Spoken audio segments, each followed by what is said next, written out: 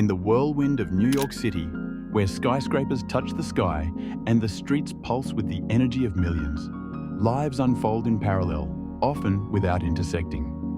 Amid this bustling metropolis, two souls, each on the brink of losing hope, find themselves entwined in a tale of serendipity and redemption.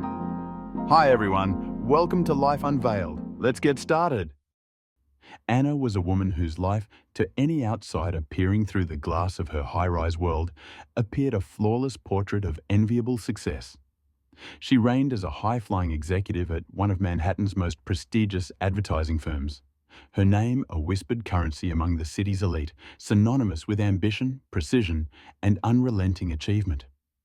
Her apartment, perched on the upper floors of a sleek tower in an exclusive neighborhood, was a sanctuary of modern elegance. Floor-to-ceiling windows framing the city's glittering skyline, hardwood floors polished to a mirror sheen, and minimalist decor that spoke of both taste and restraint. Her wardrobe was a curated gallery of designer labels, silk blouses that shimmered under office lights, tailored suits that hugged her frame with quiet authority, and heels that clicked assertively against marble corridors, each step a declaration of her presence. Her social calendar was a dizzying blur of gallery openings in Chelsea, charity galas in Midtown, and rooftop cocktail parties where the champagne flowed as freely as the flattery, leaving her peers green with envy at the life she'd built. Yet, beneath this meticulously crafted veneer of triumph, Anna harbored a secret that gnawed at her with every passing day, a profound, aching loneliness that no promotion or penthouse view could assuage. Each morning, she awoke not to the soft murmur of a loved one's breathing or the gentle chaos of shared routines, but to the cold, mechanical trill of her alarm clock, a sound that pierced the silence of her pristine bedroom and underscored her isolation. Each night, she returned to an apartment that, for all its luxury, felt cavernous and hollow, its silence reverberating louder than the laughter, conversations, or even arguments she secretly longed for. The accolades that lined her office shelves, the wealth that padded her bank account, the invitations that arrived in embossed envelopes. They were all empty trophies, glittering but weightless, incapable of filling the void that had taken root in her heart. She moved through her days with mechanical precision, a performer in a role she'd perfected, but the script had grown stale, and the audience, herself included, had stopped believing in the charade. Mike Sinnett, in stark contrast, was a faded remnant of the man he once had been, a ghost haunting the edges of his own story. In the bloom of his youth, he had been a celebrated musician, a rising star whose fingers danced across guitar strings with a brilliance that seemed to promise a boundless future. His songs, raw, soulful, and brimming with life, had once filled the smoky air of small venues, drawing crowds who leaned forward in their seats, captivated by the promise in his voice. His name had been spoken with reverence, a whisper of awe and expectation rippling through the underground music scene. But life, with its capricious and often brutal hand, had dealt him a series of crushing blows. Lost opportunities slipped through his fingers like sand. Gigs cancelled, record deals that disintegrated before the ink dried. Broken relationships followed, each fracture carving deeper wounds. A family estranged by his spiraling despair, friends who drifted away as his fortunes dimmed.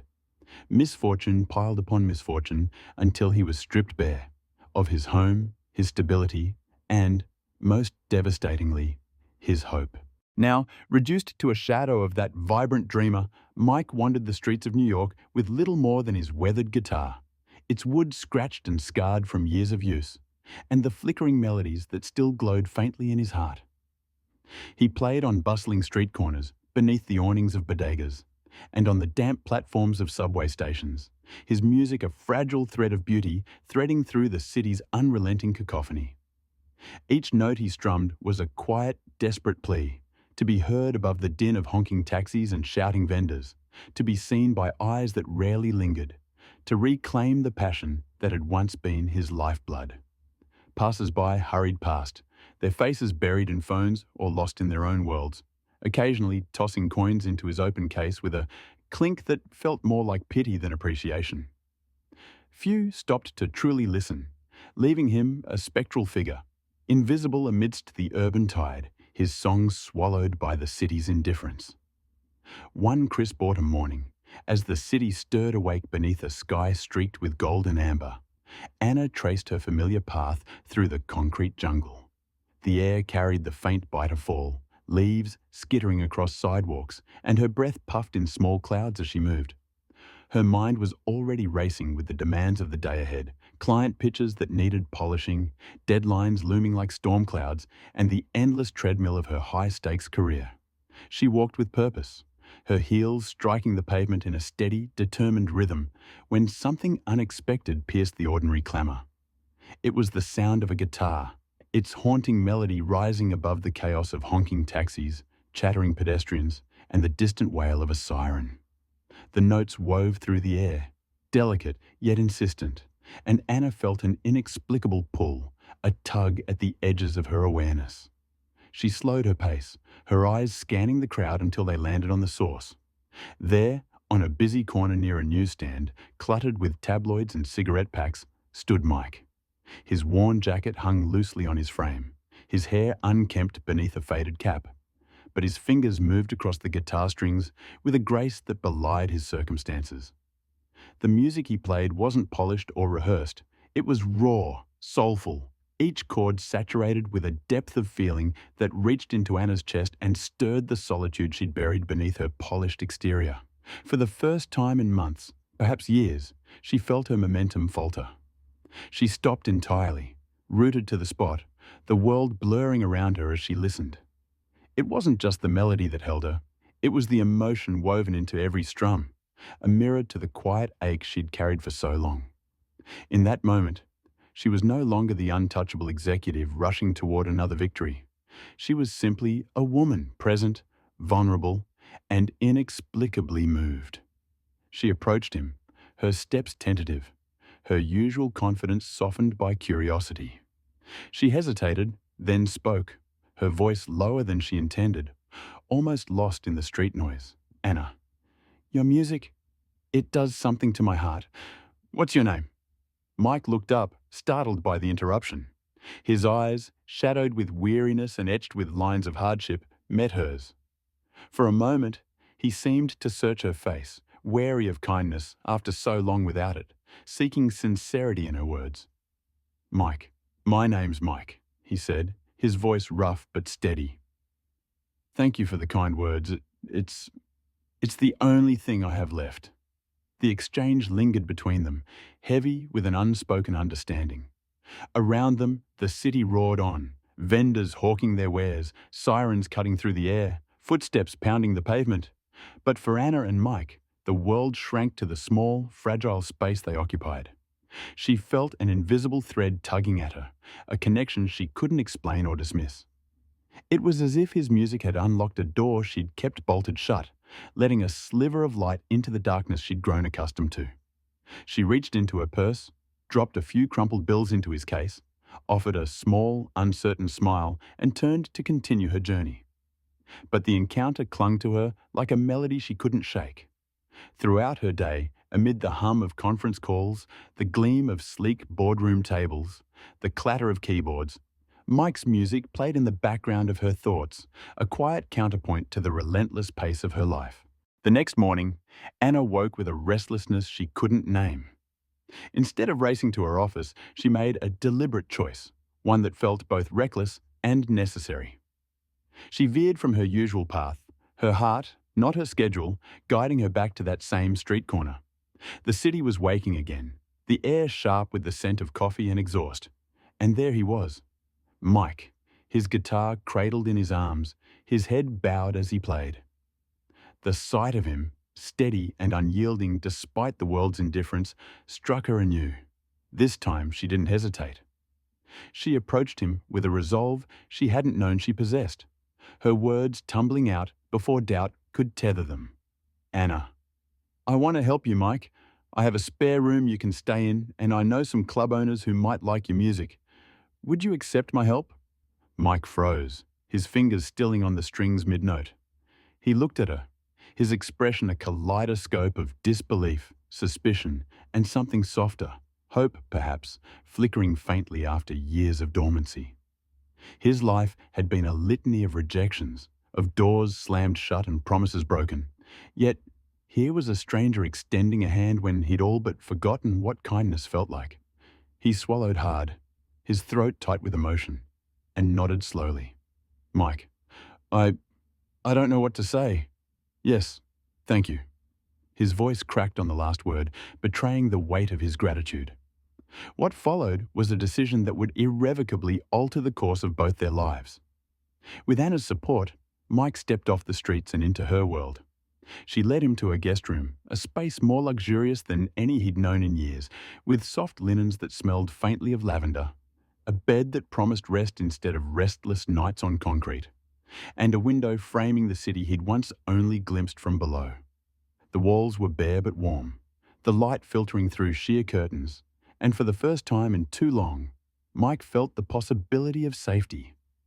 Anna, leveraging her network of connections, introduced him to the owners of trendy downtown clubs, intimate venues where the lights were dim, the air thick with anticipation, and the audiences craved authenticity over polish. She made calls, sent emails, and vouched for him with a conviction that surprised even herself, securing him a slot at a small but respected spot in the East Village. His first performance was tentative, his hands trembling as they rediscovered the rhythm of the stage. The crowd was small, a scattering of curious regulars nursing drinks, but they listened. And as the notes flowed, hesitant at first, then stronger, Mike felt something shift. Night after night, he returned, his confidence swelling with each chord. Word began to spread through the city's nightlife scene. Mike, the street musician with the soulful voice and weathered guitar, was something extraordinary. Crowds grew, drawn by the raw honesty of his songs, the way his music seemed to bleed with both pain and possibility. Clubs that had once ignored him, dismissing him as another down-and-out dreamer, now competed to book him, their stages becoming platforms for his resurgence. His name, once forgotten, began to hum through the grapevine of bartenders, promoters, and late-night wanderers. As Mike's career rekindled, his music evolved into something richer, more layered. The melodies that had once been jagged cries of despair now wove intricate tapestries, threads of his past, knotted with loss and regret, intertwined with the fragile, burgeoning hope of his present.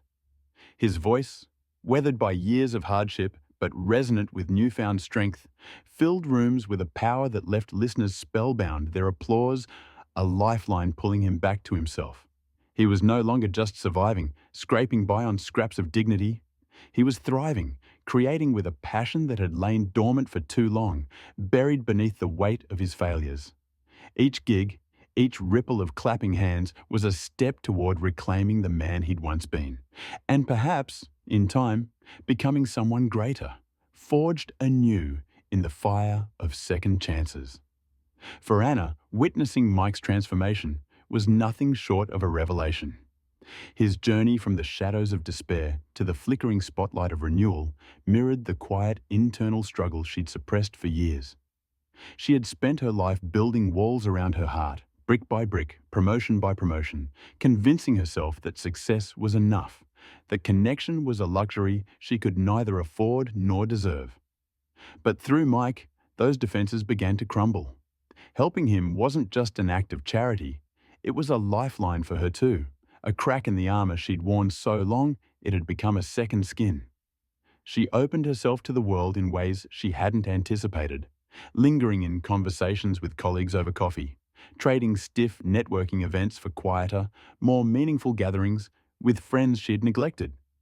She found herself laughing more, a genuine, unguarded sound that bounced off the walls of her apartment, filling it with a life it had never known. Slowly, imperceptibly at first, the emptiness that had defined her began to recede, replaced by the warmth of human connection, the joy of giving without expectation. One evening, after a particularly triumphant performance at a packed club in Soho, they returned to Anna's apartment, weary but alight with the afterglow of the night. The city light streamed through the floor-to-ceiling windows, casting a soft golden hue across the room. bathing it in a quiet intimacy that felt both new and timeless. They sank onto her plush sofa, the leather cool against their skin, the hum of the city, a distant murmur beyond the glass. A bottle of wine sat unopened on the coffee table, but neither reached for it. They didn't need it. The silence between them was comfortable, heavy with shared understanding. Anna spoke first, her voice steady, but her eyes shimmering with gratitude. "Thank you for teaching me to believe in people again." Mike turned to her, his own gaze soft but weighted with the journey he'd travelled. "And I'm grateful to you for giving me a second chance at life and the opportunity to create again." His words were simple, unadorned, but they carried the depth of a man who had been lost, broken, and found anew. Their story unfurled as a quiet testament to the unseen threads that weave through the vast tapestry of existence, lying dormant until the precise moment they're meant to pull two lives together.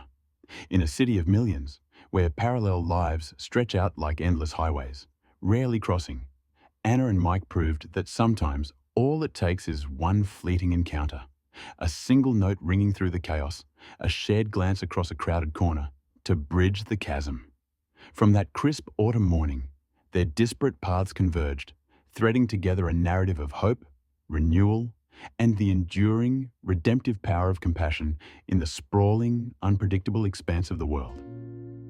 If you enjoyed the story, drop a like and subscribe for more tales like this. Hit the bell, and we'll catch you in the next one.